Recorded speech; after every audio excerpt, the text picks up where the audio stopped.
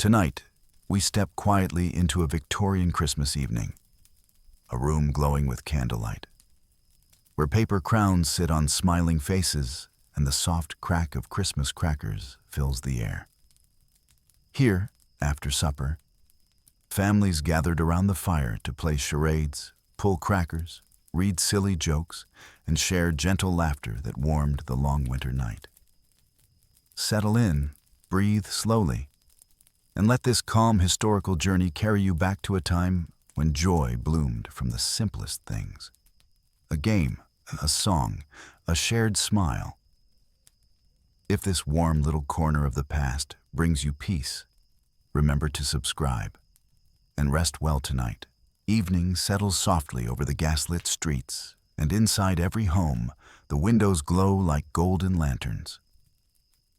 The scent of pine and orange peel hangs in the air. Candles flicker on mantelpieces beside evergreen garlands, and laughter begins to rise, a low hum at first, then a full chorus of warmth. The day's labors are done, the feast enjoyed, and now begins the part of Christmas the Victorians loved perhaps most of all. The merriment that follows supper, the games, the music, the laughter that drifts long into the night. For in the Victorian home, Christmas was not simply a holy day. It was a holiday, a brief but bright escape from the gray routines of life. It was a time for joy, without guilt, for play without shame, for remembering that even adults could still delight in nonsense, mischief, and laughter.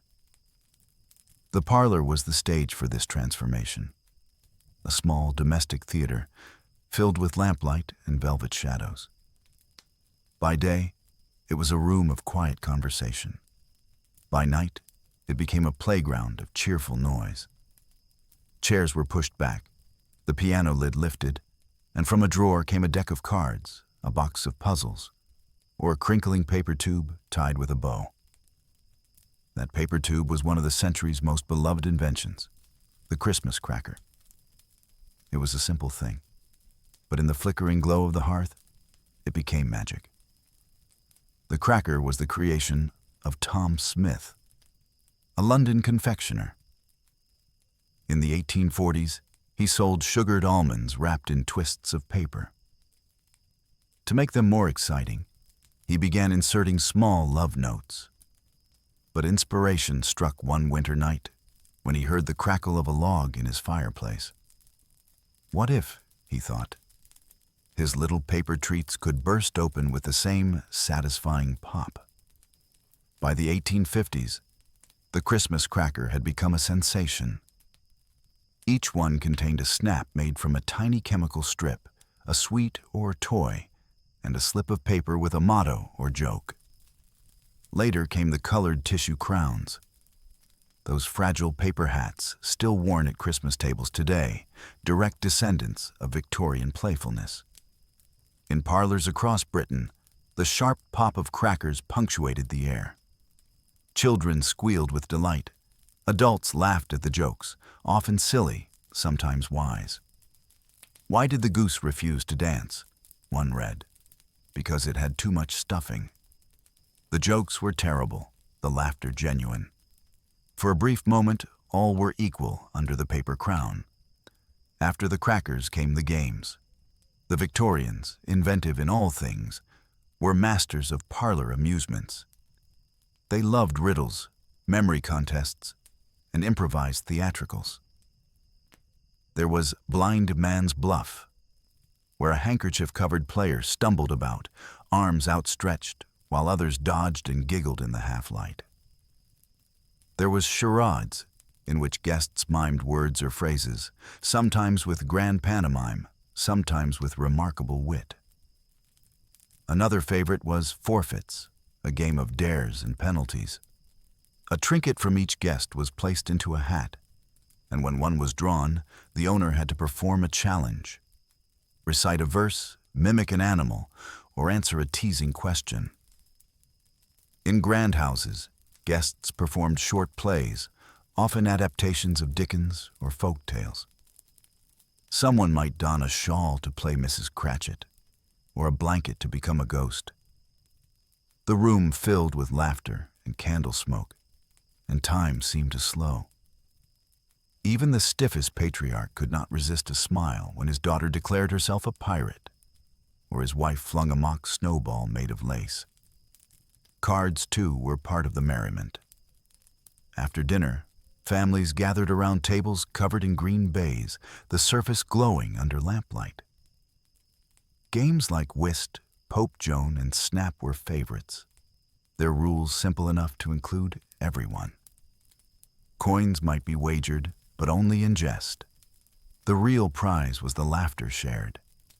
And for children, there were picture cards and puzzles, engraved scenes to color or arrange, stories hidden in folds and flaps of paper. The Victorians delighted in combining art, play, and learning. Evenings often ended with a song, a piano accompaniment, or a recitation.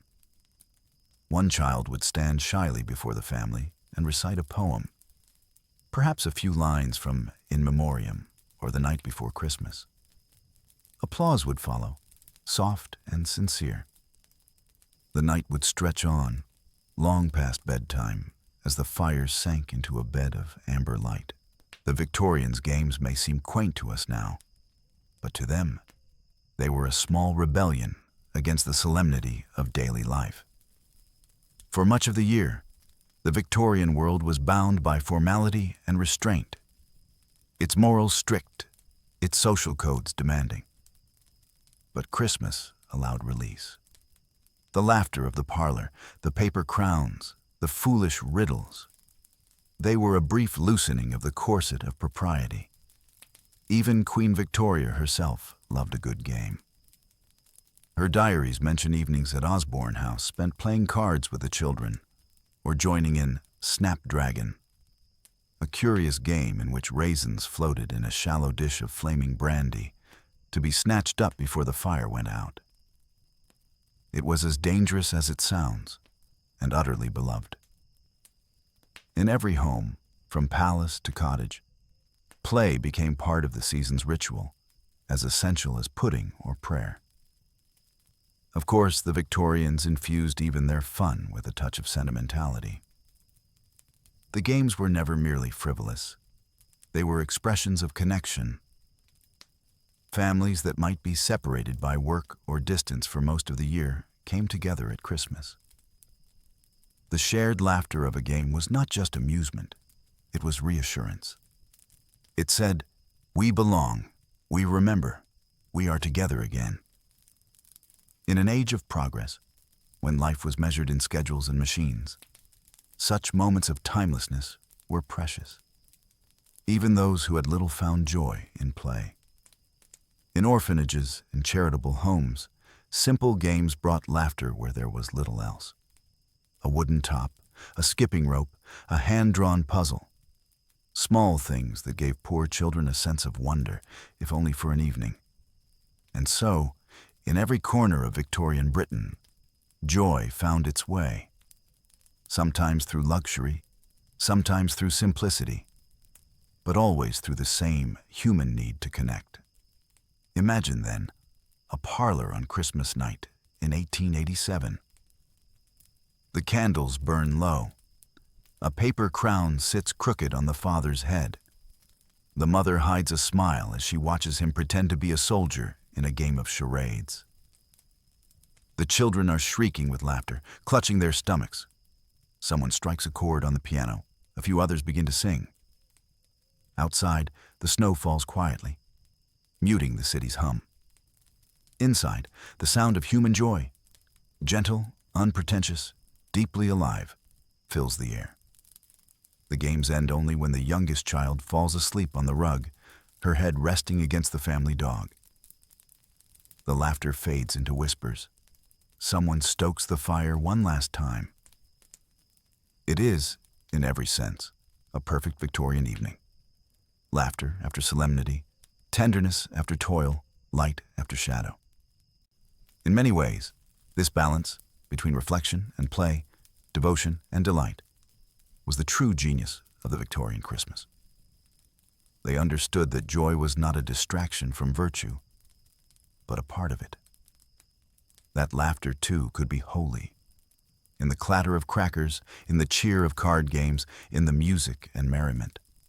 The Victorians found a kind of grace, one that belonged not to the church nor the crown, but to the human heart. As the evening deepens, slipping quietly toward midnight, the Victorian home softens into a cradle of warmth. The earlier laughter still lingers in the air like a fading echo, settling gently among the garlands and ribbons that drape the room. The fire burns low now, its last embers shimmering with a warm rose-gold glow, casting slow-moving shadows across the carpet in shapes that seem almost alive.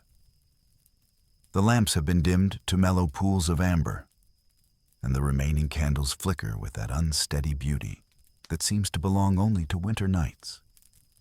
The paper crowns from the crackers, some crumpled, some miraculously intact, rest on mantelpieces, chairs, and forgotten corners of the room.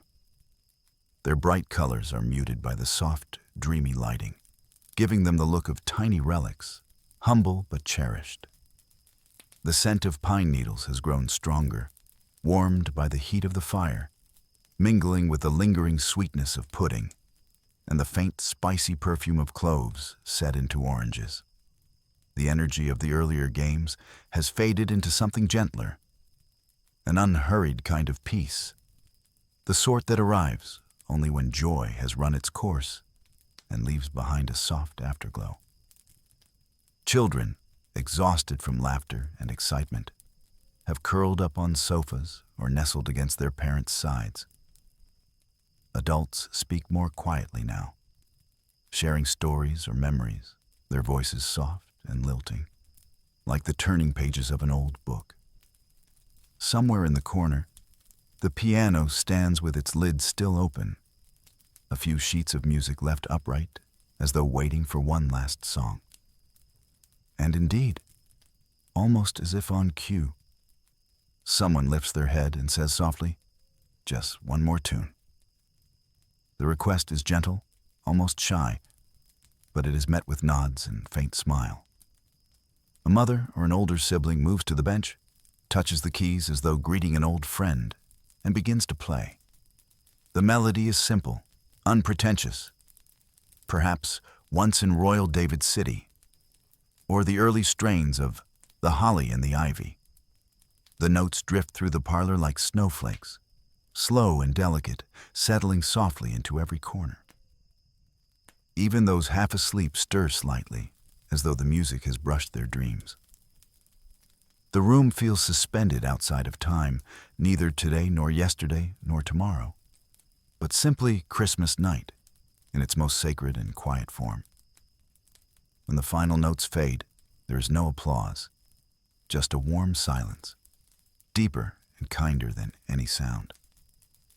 In that shared stillness, something gently takes hold, the awareness that this night, like all nights, must eventually draw to a close, but also the awareness that what was shared, laughter, warmth, silliness, tenderness, will linger far beyond the winter.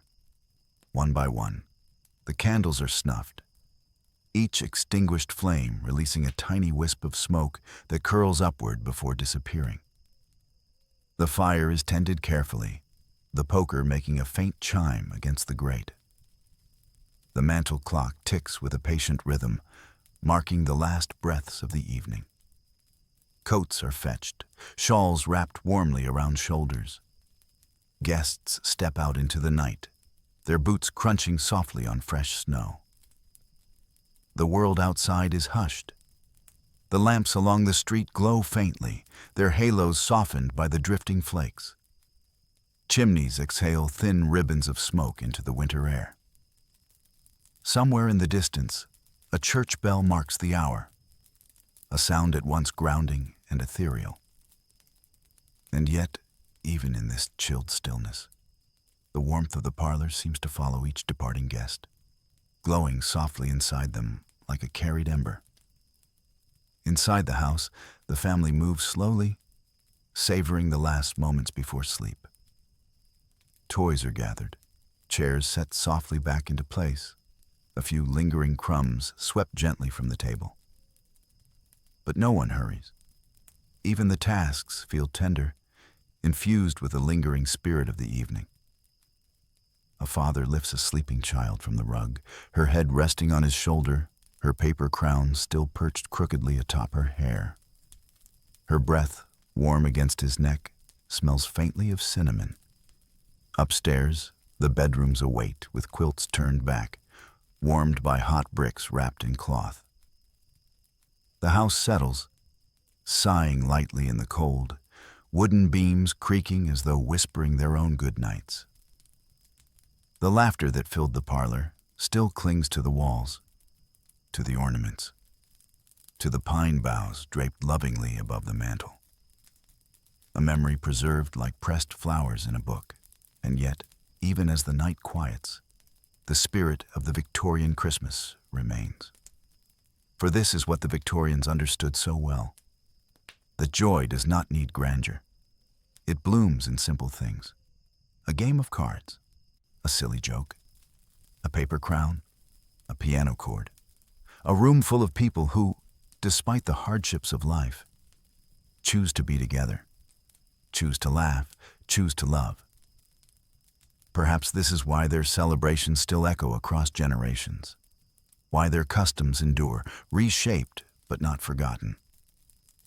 We still pull crackers at the Christmas table, still wear those fragile paper crowns, still read the jokes aloud, even when they are terrible. We still gather in rooms lit softly by warm bulbs or candles, still laugh in the company of family or friends, still share stories, songs, and simple pleasures. The Victorians, for all their strictness, gifted us something precious. The idea that Christmas is not only about reverence, but about release, about play, about cherishing the brief, shining moments when time seems to pause and allow us, just for an evening, to be exactly where we are, with the people we love. And so this chapter closes as the Victorian night does, slowly, warmly, gratefully. The snow continues to fall. The fire continues to glow. And in the deep quiet of the small hours, the house, wrapped in soft shadow, seems to breathe in and out, resting after a day rich with joy. If you listen closely, even over a century later, you may still hear it.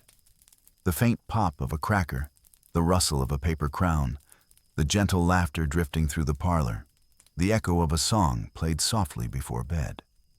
These are not just sounds of the past. They are reminders of what truly matters. And so, dear listener, as you drift into your own quiet night, may you carry with you a sliver of that Victorian warmth, a spark of joy, a gentle reminder that connection, laughter, and simple pleasures are treasures worth holding close. Thank you for spending this peaceful time together. And if you enjoy these calm historical journeys before sleep, remember to subscribe to the channel, leave a quiet comment below, and let these stories keep you company on future nights.